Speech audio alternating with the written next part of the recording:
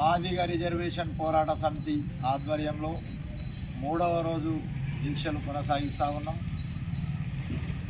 స్థానిక శాసనసభ్యులు కానీ స్థానిక ఎంపీ సురేష్ శెట్కర్ కానీ ఇంకా ఎలాంటి ప్రకటన చేయకపోవడం చాలా తీవ్రంగా ఖండిస్తూ ఉన్నాం.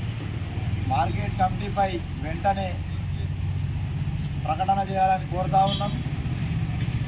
నారాయణఖేడ్లో గత 2 రోజుల నుంచి దీక్ష చేస్తూ ఉంటే కూడా ఇంకా కాంగ్రెస్ పార్టీ ఎలాంటి ప్రకటన చేయకపోవడం దారుణంగా తీవ్రంగా వ్యతిరేకిస్తూ ఉన్నాం.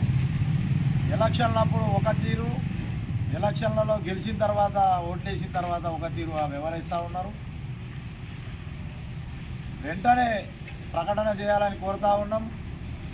చర్యలు తీసుకోకపోతే రానున్న స్థానిక సంస్థ సర్పంచ్ కానీ ఎంపీటీసీ కానీ జడ్పీటీసీ ఎలక్షన్లో ఖచ్చితంగా మేము దీని మీద పోరాటం కొనసాగిస్తామని తెలియజేస్తున్నాం. అదేవిధంగా ఇంకా స్థానిక ఎలక్షన్లు సర్పంచ్ ఎలక్షన్లు అయినాక పెడదాం అనే విధానంగా కూడా పుకార్లు వస్తూ ఉన్నాయి. ఎలక్షన్లకు స్థానిక ఎన్నికలకు మార్కెట్ కమిటీ చైర్మన్కు ఏం సంబంధమో తెలియజేయాలి. ఎందుకంటే ఇప్పటికే సమయం కాలక్షేపం జరుగుతూ ఉన్నది. అదేవిధంగా పీరియడ్ ఇప్పుడు మొన్న పత్తి కానీ మరియు పంటలు కూడా అమ్ముకోవడం జరిగింది. ఇప్పుడు కొత్త పంటలు వస్తూ ఉన్నాయి. మరి మార్కెట్ కమిటీ చైర్మన్ లేకుండా ఎట్లా చేస్తూ ఉన్నారో దీనికి సమాధానం చెప్పాలి.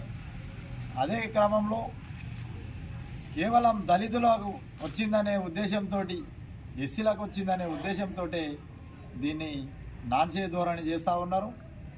ఇది చాలా తీవ్ర పరిణామాలు ఉంటాయి.